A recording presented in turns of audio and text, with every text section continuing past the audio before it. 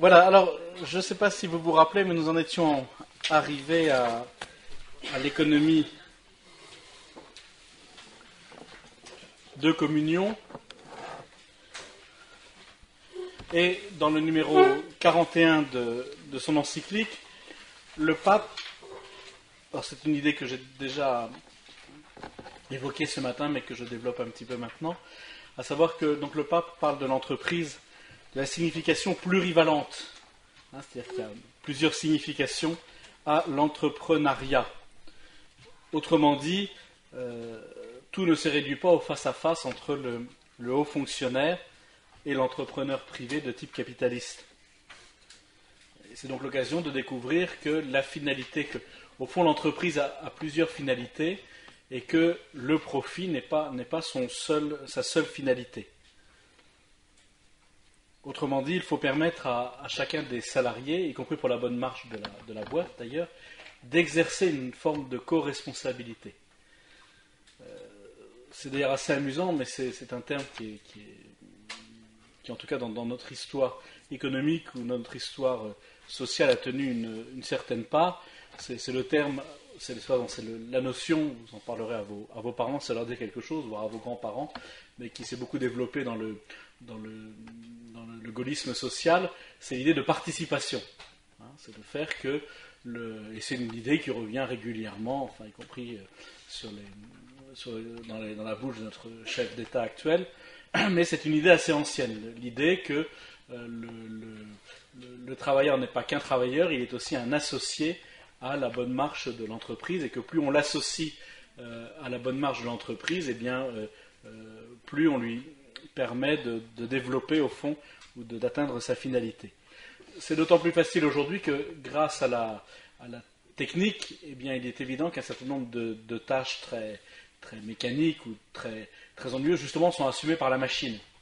Donc il faut penser à un redéploiement possible de la main-d'œuvre sur d'autres tâches.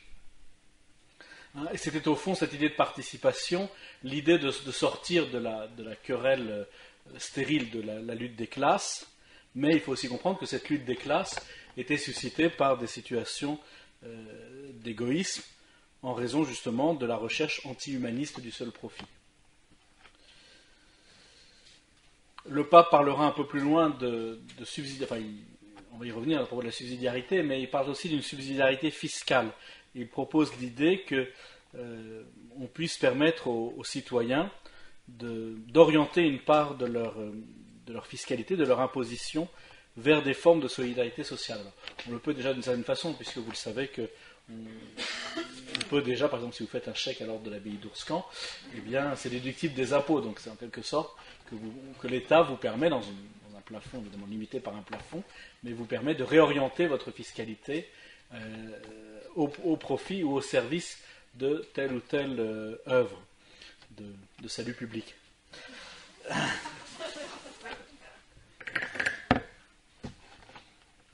Alors, évidemment, c'est souligné, et la crise nous a fait redécouvrir cela, c'est la place centrale comme pouvoir de régulation de l'État. On avait un peu trop affirmé que l'État s'était terminé. Or, on s'est bien rendu compte que c'est justement l'État, la communauté politique, qui a en charge le bien commun, qui est à même justement de protéger les personnes. Autrement dit, l'État rappelle que l'homme n'est pas qu'un être économique et qu'il n'est jamais une marchandise. Mais du coup, il doit être aussi fidèle à sa vocation. Il ne doit pas se dérober à sa responsabilité propre, qui est justement de défendre le bien commun de la collectivité. Et donc ce bien commun de la collectivité passe par la défense de la famille, de la vie, et en raison de la valeur infinie de toute existence humaine.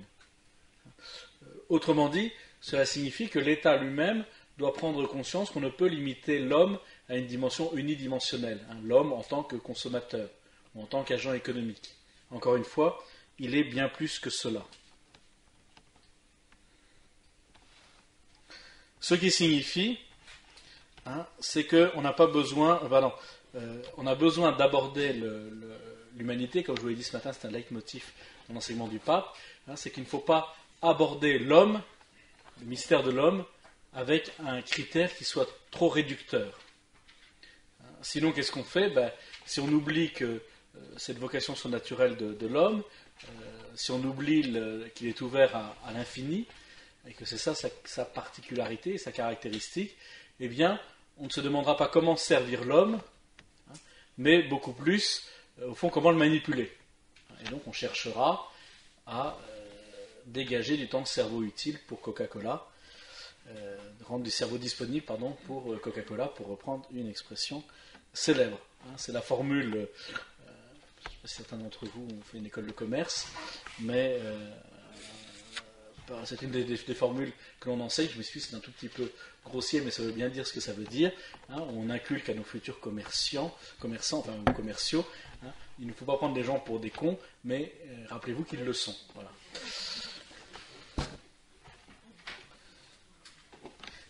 C'est au fond l'art de la manipulation.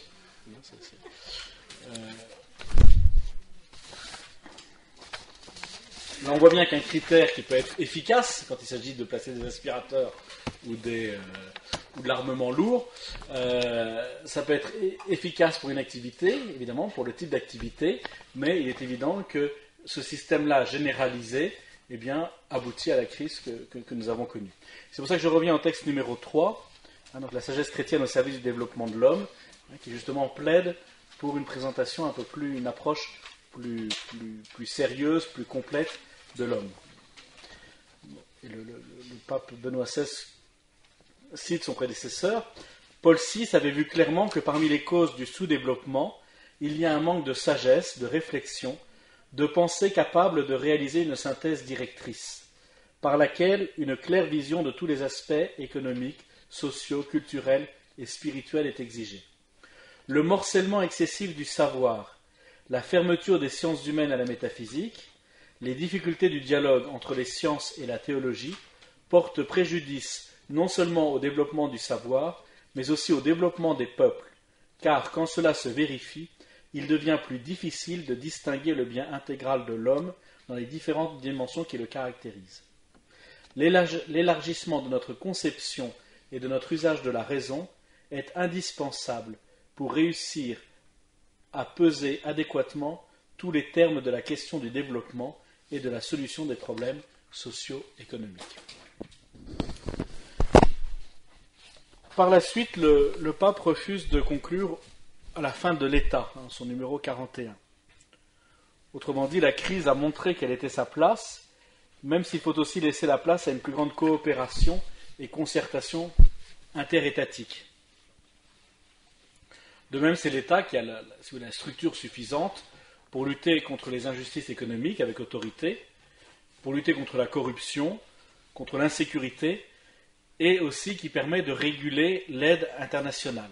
Même si, évidemment, en ce domaine, les ONG, les organisations non gouvernementales, ont un rôle très important à jouer.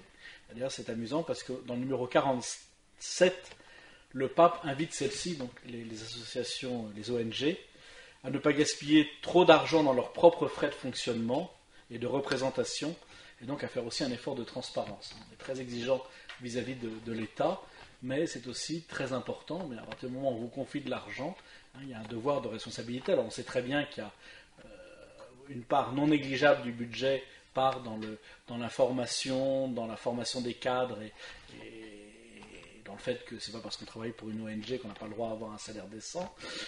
Mais il est vrai aussi que régulièrement, il y a comme ça des scandales à propos d'ONG où on voit 30, 40, 50, 60% de leur budget qui vient des dons ou de subventions qui part dans les frais internes. Donc c'est très important d'être attentif aussi à cette dimension-là. Troisième grande partie, la protection de l'environnement et l'unité de la famille humaine. Alors je dirais que, évidemment, parler de l'environnement, c'est une problématique assez nouvelle, enfin assez nouvelle et très traditionnelle dans l'Église, puisque si vous ouvrez justement le livre de la Genèse, vous vous rendez compte que l'homme a été établi par Dieu gardien de la création.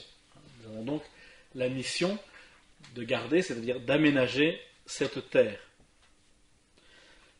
Et donc, dans le contexte actuel, il s'agit de lui faire produire à cette terre ce qu'il faut pour nourrir la population mondiale. D'où évidemment une indispensable sobriété. Il y a des biens de consommation qui se renouvellent, parce qu'il y a le domaine de l'agriculture, à condition de ne pas épuiser les terres, évidemment. En revanche, on sait très bien que pour tout ce qui est hydrocarbures, à moins de découvrir de nouvelles réserves, et pourquoi pas, ça peut arriver, et ça arrive, mais on sait très bien que les énergies d'origine fossile ne sont pas inépuisables. Bon, même si assez régulièrement on nous annonce que c'est terminé pour 2005, 2006, 2007, à chaque fois on recule la date, bon, parce que justement il y a des nouveaux gisements ou parce qu'on apprend aussi à mieux utiliser, mais donc on est invité à une indispensable sobriété, et pas simplement durant le temps de carême. Mais ça, c'est la morale chrétienne, en effet, ne cesse de rappeler, pour des tas de raisons, que ce que nous avons reçu, nous devons lui faire donner son maximum. Alors le problème, c'est qu'on se trouve dans une double situation aujourd'hui. Soit on va en quelque sorte adorer la terre, la nature, en faisant de l'homme le plus grand malheur qui lui soit arrivé. Donc ça, c'est un courant écologiste, on va dire, très radical, un côté un peu Khmer vert. Soit on l'exploite sans vergogne. Alors, il faut trouver le juste équilibre.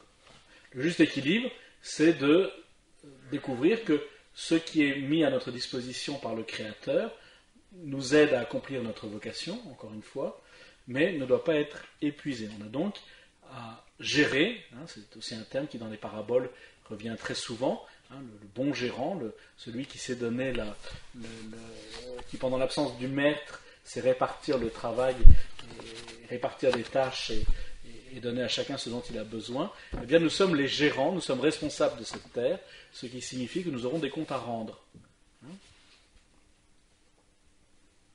C'est exactement la parabole des talents. Nous devons, avec ce qui compte, c'est là ça va être très, très économique, mais ce que le bon Dieu nous demande, c'est la valeur ajoutée. On n'est jamais responsable de ce que l'on reçoit, mais on est responsable justement de la valeur ajoutée, de ce qu'on a réussi à faire donner à ce qui nous a été confié. Donc c'est pas la peine de regarder avec envie et jalousie vers le jardin du voisin, d'abord parce que l'envie et la jalousie, ce sont des très vilains défauts, très laids, et ensuite parce que c'est une perte de temps. Ce sur quoi on sera jugé, encore une fois, c'est pas ce qu'on a reçu dans la grande loterie de la vie, c'est ce qu'on en a fait. Comme disait l'autre, on n'est pas responsable de la tête que l'on a, on est responsable de la tête que l'on fait. Bon. Cela exige de retrouver le sens profond de la création dans son ensemble et de l'ordre naturel des choses, qui est le reflet de la sagesse et de la raison divine. La morale naturelle, dont on vous a sans doute déjà parlé, c'est de dire que c'est une morale qui est conforme à la nature de l'homme, qui est d'être raisonnable. Et donc, ce qui nous frappe, comme disait Einstein, le plus incompréhensible dans tout ça, c'est que tout ça soit compréhensible, c'est qu'il y a une intelligibilité dans le réel qui manifeste et qui est comme un reflet de la sagesse divine. Il y a un ordre de la nature, dans le sens, pas des ordres que l'on donne, mais un ordre que l'on contemple, qui nous donne justement une idée de la sagesse divine. Et donc, comme l'homme est créé à l'image et à la ressemblance de Dieu, il se doit aussi, si je puis dire, de mettre de l'ordre en toute chose, de reproduire, comme dit le pape Benoît XVI, l'œuvre de Dieu qui est une œuvre raisonnable, l'œuvre du logos.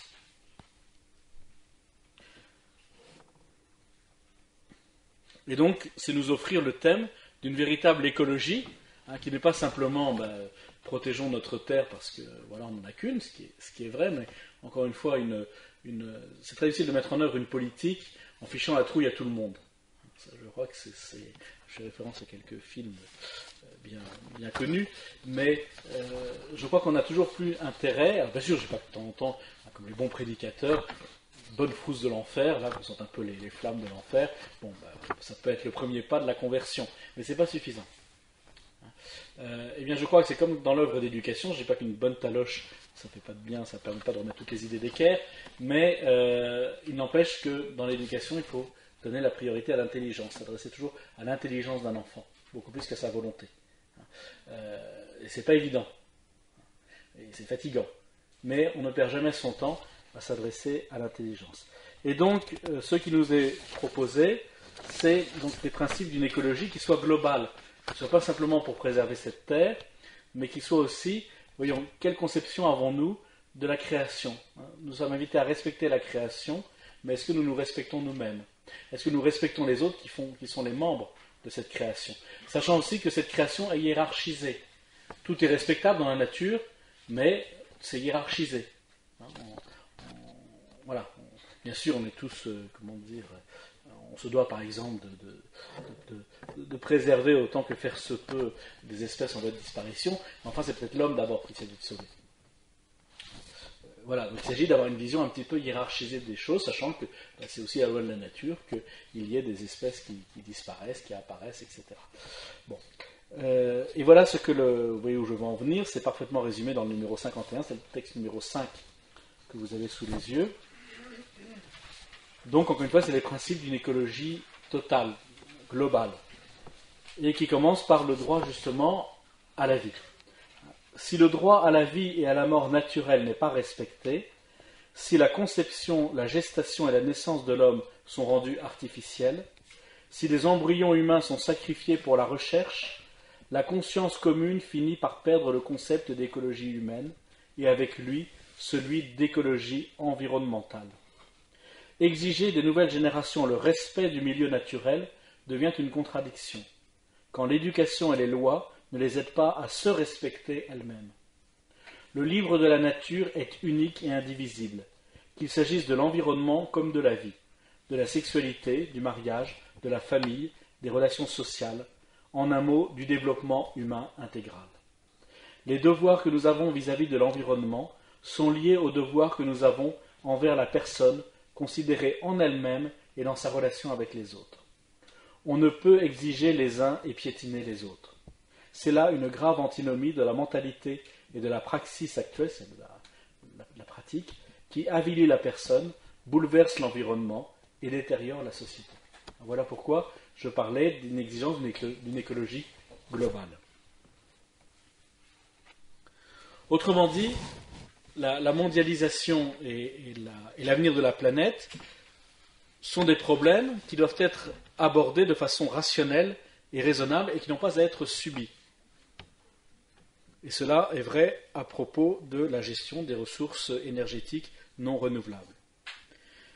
Mais cela suppose une prise en compte globale du problème, comme le fait la philosophie ou la théologie. Encore une fois, on ne peut faire l'économie d'une réflexion sur ce qu'est l'homme.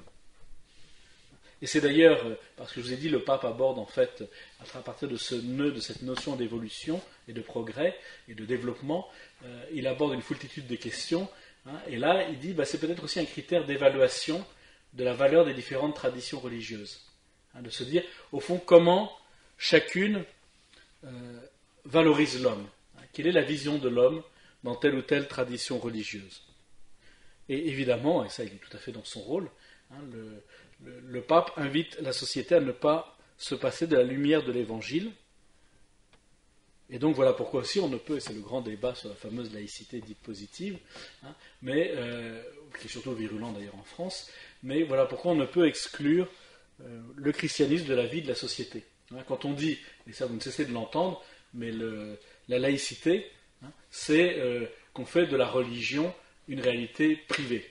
Or c'est absurde, parce que la religion est essentiellement une réalité sociale, visible. Il n'y a pas de religion sans visibilité. Il n'y a pas de religion sans que, justement, on se retrouve en communauté. Et ça, ce que je vous dis, c'est un propos, je dirais, purement sociologique. Donc il est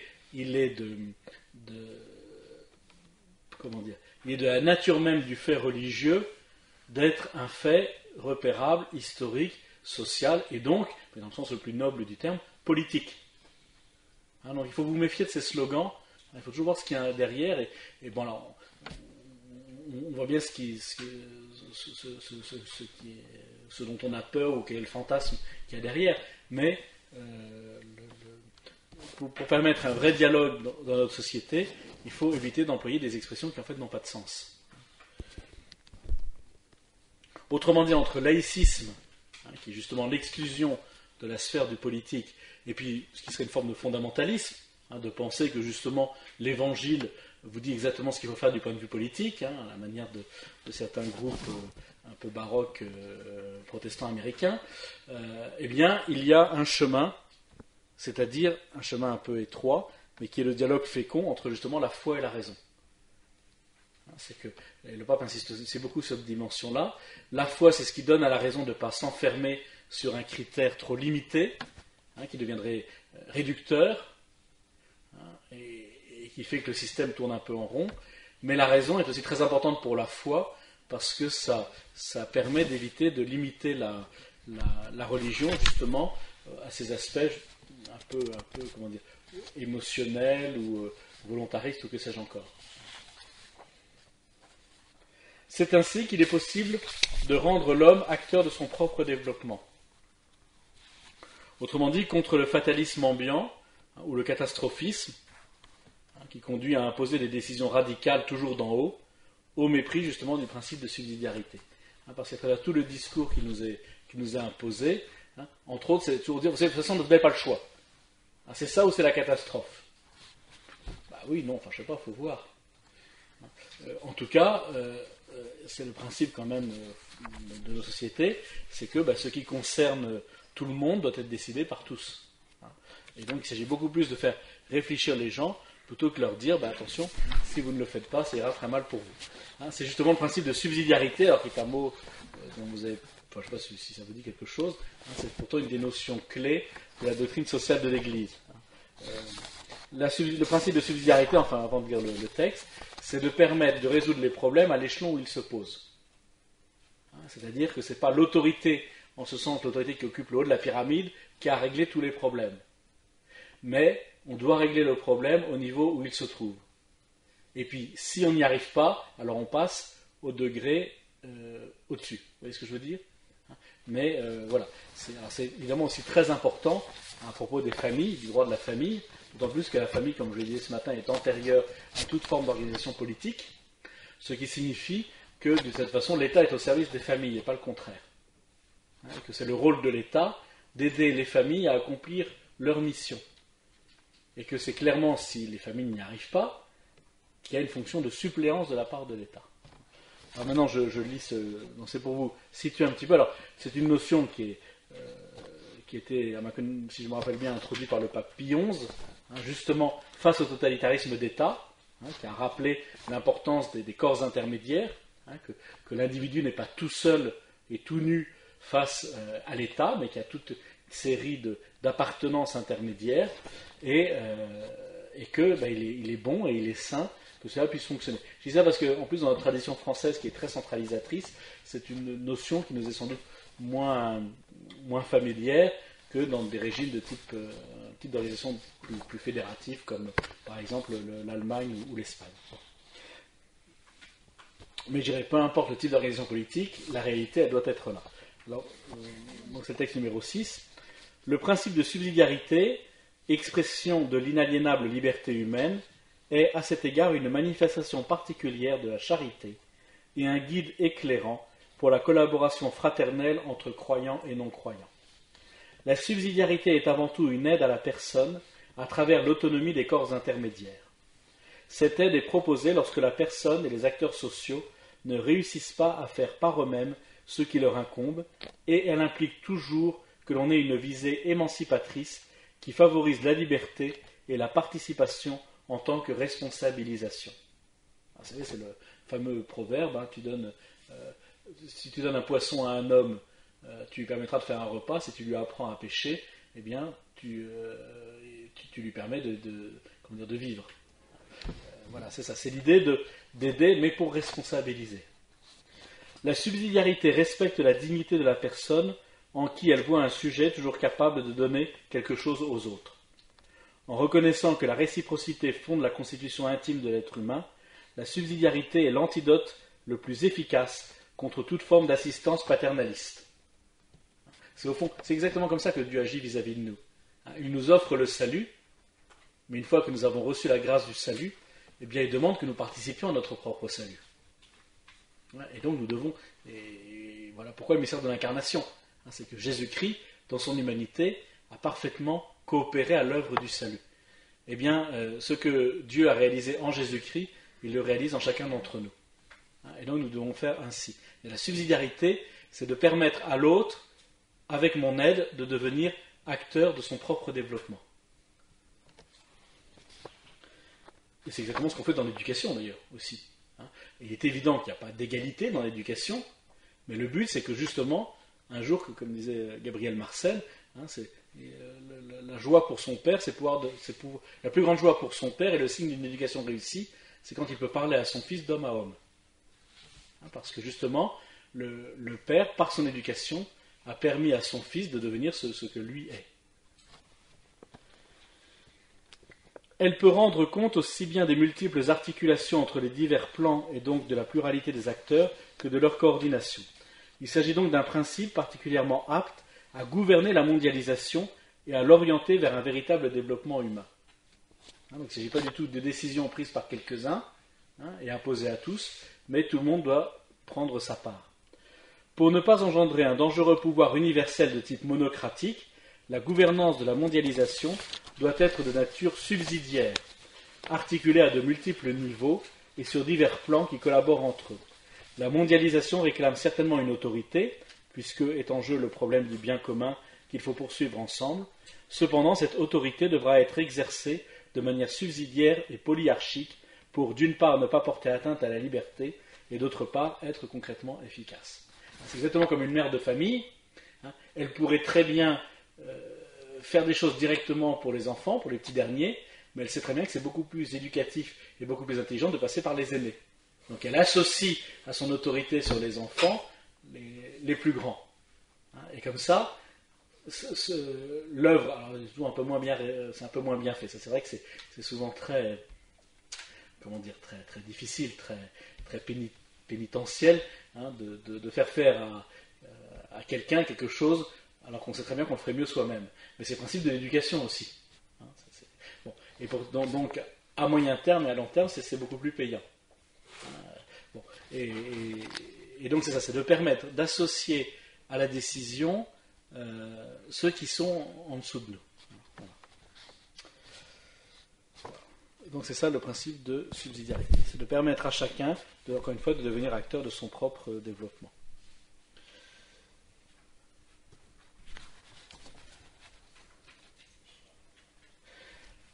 Alors, cette écologie humaine amène aussi à prêter attention aux différentes cultures, qui sont souvent porteuses d'une véritable sagesse et qui témoignent de la présence de principes moraux universels, justement, qu'on appelle la loi naturelle. C'est aussi le danger aujourd'hui, c'est que c'est celui qui paye qui impose son modèle, et spécialement son modèle culturel.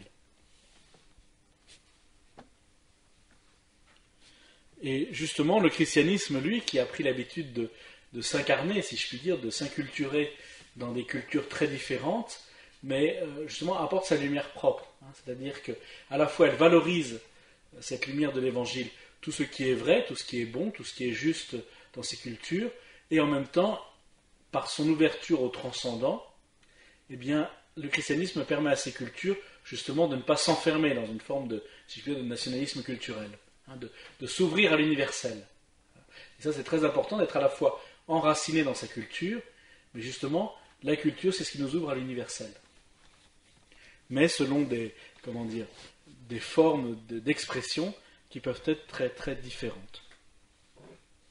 De même, il n'y a pas de développement, et là, si je puis dire, d'église, là, je joue sur du velours, parce que s'il y a vraiment un truc où les spécialisés, c'est bien ça, il n'y a pas de développement sans éducation. Et donc l'Église est souvent revenue sur ces questions, par exemple en défendant le droit des familles à choisir l'éducation de leurs enfants, éducation dont ils sont les premiers responsables. Et puis elle propose aussi des principes d'éducation, tant à travers donc, ces rappels, mais aussi à travers ces nombreuses institutions d'éducation, et même ces congrégations enseignantes.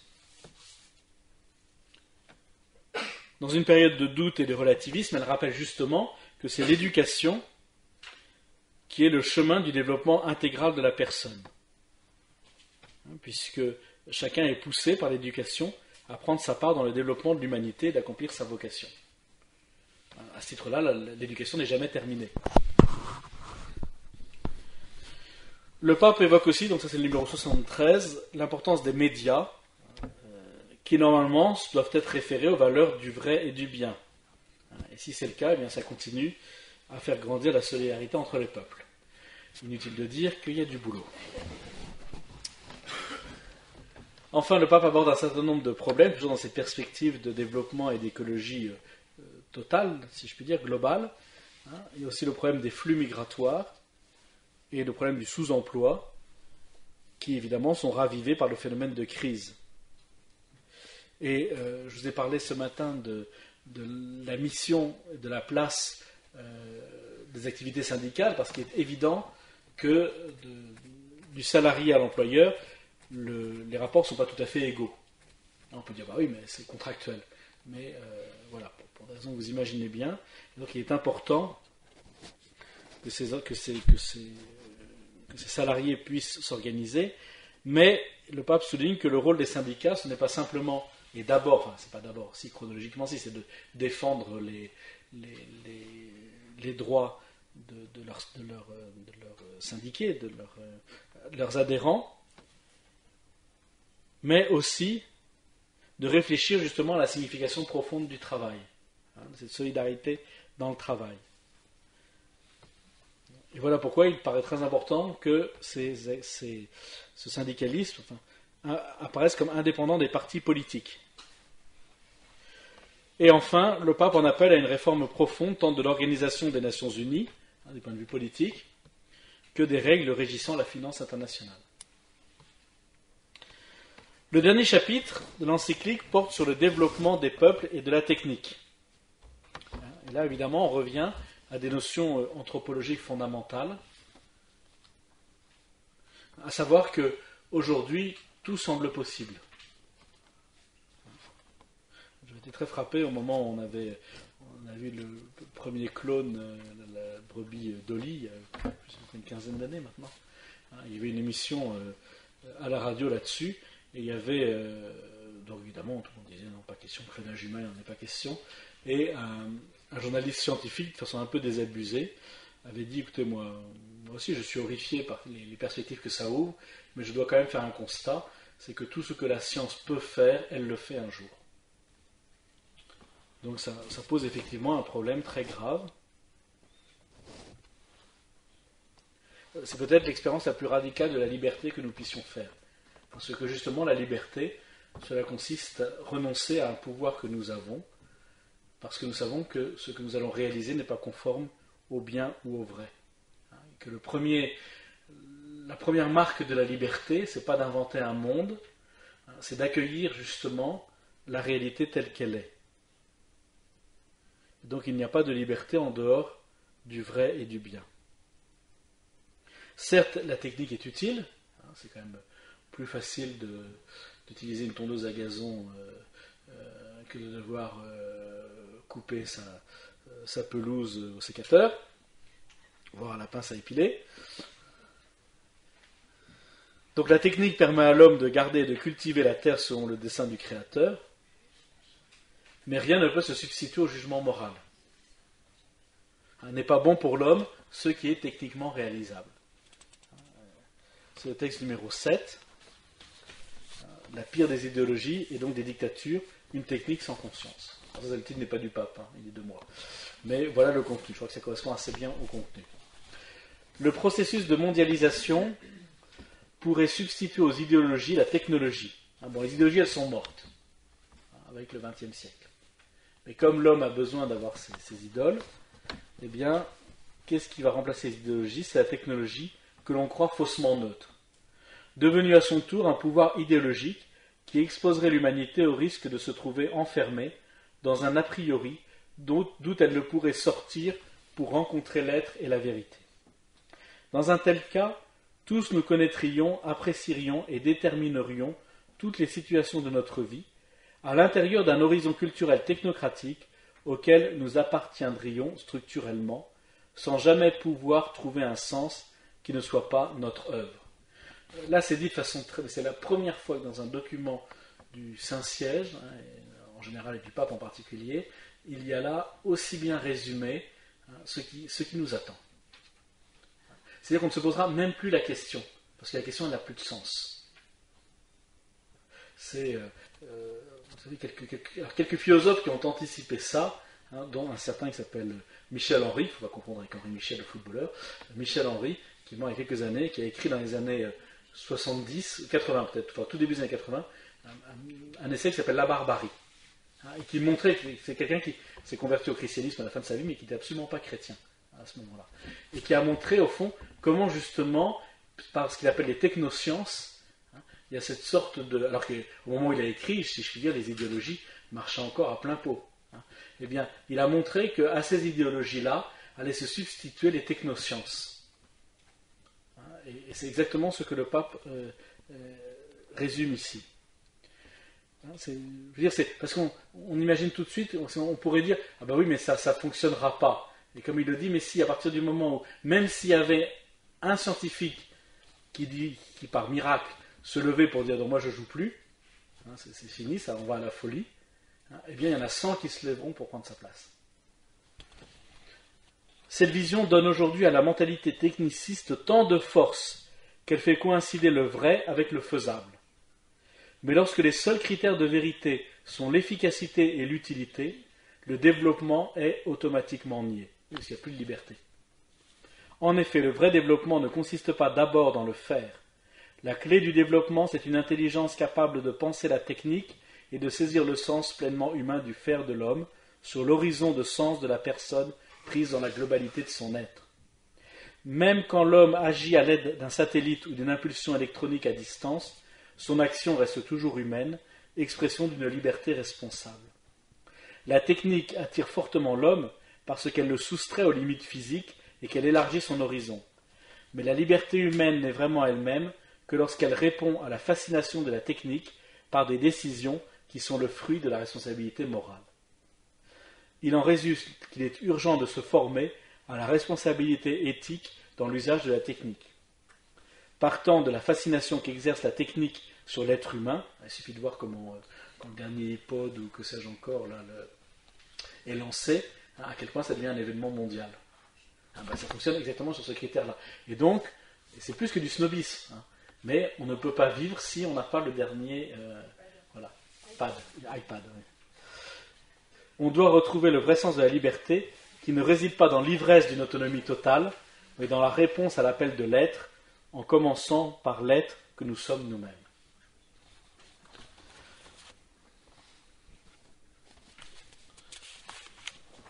Sans cette conscience et cette responsabilité morale, chacun prend la fin de son activité propre, qui n'a valeur que de moyens, pour le but de sa vie. Par exemple, pour le chef d'entreprise, ce sera le profit maximum. Pour l'homme politique, ce sera la concentration du pouvoir. Avec de très bons principes, c'est-à-dire, oui, mais attendez, moi qui suis plutôt pas mal et peut-être même meilleur que les autres, si je peux avoir le maximum de pouvoir, c'est autant de temps gagné. Ou encore, pour le scientifique, ce sont les prouesses techniques, etc., etc. On se ferme alors à l'appel des peuples les plus pauvres, qui justement ne bénéficient pas de ces techniques. Et donc on risque de graves dérives dans le domaine de la bioéthique, par exemple, puisqu'on a affaire à une raison qui se ferme à la transcendance, et donc à la question du sens et de la valeur. Et donc on arrive à un nouveau matérialisme qui nie l'existence en l'homme d'une âme qui est sujet d'un développement spirituel. Ça, on en a eu aussi assez bien l'illustration donc, de ce matérialisme. Par exemple, on va réduire tout ce qui est de la vie de l'esprit à un jeu neuronal, nos neurones. Pas très longtemps après la guerre, Churchill on lui a fait visiter une très grande université, je crois que c'était l'université de Berkeley, aux États-Unis. Et là, il y a eu une sorte de doyen de la faculté des sciences, a fait tout un discours pour expliquer que, avec le développement des sciences cognitives, à l'avenir, on pourrait justement déterminer le futur petit Hitler. Donc, à partir du moment où on l'a repéré, eh bien, on peut l'évacuer et donc on évitera un nouvel Hitler. Et donc, c'était très bien. Donc, c'est vraiment le meilleur des mondes, quoi. Et Churchill prend la parole et dit, donc, monsieur le doyen vient de nous expliquer comment il espère un jour pouvoir tout maîtriser par les sciences cognitives et scientifiques. eh bien, j'espère que quand ce moment sera arrivé, je serai mort depuis déjà très longtemps. Parce que justement, c'est ce système-là, tel qu'il nous est décrit, et qu'il est décrit dans le texte numéro 8, eh bien, le grand risque, c'est de renoncer à toute capacité de résister à ce qui n'est pas humain. Le dernier texte que je vous propose. Le problème du développement est strictement lié aussi à notre conception de l'âme humaine, dès lors que notre moi est souvent réduit à la psyché et que la santé de l'âme se confond avec le bien-être émotionnel. C'est toute la dictature de l'épanouissement. Au fond, on a atteint sa vocation si on est épanoui. Alors, je ne dis pas du tout qu'il ne faut pas être épanoui, mais il y a qu'à le regarder. Mais l'épanouissement, ce n'est que le résultat, que le signe d'une réalité, que l'on est au fond en accord avec sa vocation, qu'on cherche à accomplir sa vocation. Je crois que les saints ne se sont jamais demandé s'ils étaient épanouis. Ils se sont demandé comment être fidèles au quotidien, comment être fidèles au Seigneur. Mais de fait, c'est comme ça qu'ils ont rayonné. Ces réductions se fondent sur une profonde incompréhension de la vie spirituelle et elles conduisent à méconnaître que le développement de l'homme et des peuples dépend en fait aussi de la résolution de problèmes de nature spirituelle. Le développement doit comprendre une croissance spirituelle et pas seulement matérielle, parce que la personne humaine est une unité d'âme et de corps, née de l'amour créateur de Dieu et destinée à vivre éternellement. L'être humain se développe quand il grandit dans l'esprit, quand son âme se connaît elle-même et connaît les vérités que Dieu y a imprimées en germe, quand il dialogue avec lui-même et avec son Créateur. Loin de Dieu, l'homme est inquiet et fragile. L'aliénation sociale et psychologique, avec toutes les névroses qui caractérisent les sociétés opulentes, s'explique aussi par des causes d'ordre spirituel. Une société du bien-être, matériellement développée mais oppressive pour l'âme, n'est pas de soi orientée vers un développement authentique. Les nouvelles formes d'esclavage de la drogue et du désespoir, dans lequel tombent de nombreuses personnes, ont une explication non seulement sociologique et psychologique, mais essentiellement spirituelle. Le vide auquel l'âme se sent livrée, malgré de nombreuses thérapies pour le corps et pour la psyché, produit une souffrance. Il n'y a pas de développement plénier et de bien commun universel sans bien spirituel et moral des personnes, considérées dans l'intégrité de leur âme et de leur corps. Conclusion, eh bien, comme vous le voyez, la tâche est immense. Mais avant de penser pouvoir agir sur les structures et les mécanismes, le chrétien a besoin de comprendre deux choses. D'une part, quel est le dessein de Dieu sur l'humanité et quelles sont les conditions véritables d'un authentique progrès. Et je crois que ce week-end veut vous y aider. Et puis, deuxièmement, se dire que compter sur la grâce. Je veux dire par là que Dieu ne vous a pas attendu pour sauver l'humanité et que le risque, c'est justement d'être complètement écrasé par cette fatalité. Mais qu'est-ce qu'on peut faire? Alors sachez que c'est une vérité de foi, qu'il y a toujours, et les saints n'ont pas fait autrement, il y a toujours un bien qui nous est accessible et réalisable avec la grâce de Dieu. Et que ce que Dieu nous demande, c'est d'accomplir notre tâche là où nous sommes. Et le reste, si je puis dire, nous sera donné de surcroît.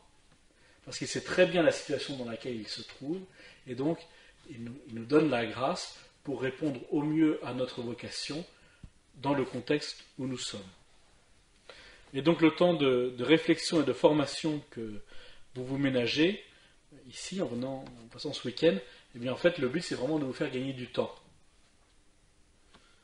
Mais l'objectif, je dirais, c'est pas l'abbaye, c'est pas que vous restiez là, sauf si en cas de soudaine vocation, voilà. Mais ce qui compte, c'est évidemment le monde où Dieu vous envoie. Ici, c'est, encore une fois, et j'ai commencé, je finis par là, de vous donner quelques principes d'action, de vous permettre d'éclairer un petit peu la situation dans laquelle nous nous trouvons, et de vous permettre, là où vous êtes, eh bien, d'essayer de vivre de l'Évangile de la manière la plus, non pas la plus efficace, mais la plus féconde qui soit. Voilà, j'étais plus bref que ce matin, donc il reste encore quelques minutes pour des questions. Je termine sur une note, je n'irai pas négative, mais je crois d'un réalisme voilà, quoi, faut prendre ça dans l'estomac. Mais je crois que le but, c'est justement de nous aider à comprendre comment, voilà, le pourquoi la situation dans laquelle nous sommes et dans laquelle nous avons aussi à répondre à notre vocation de baptiser de chrétiens.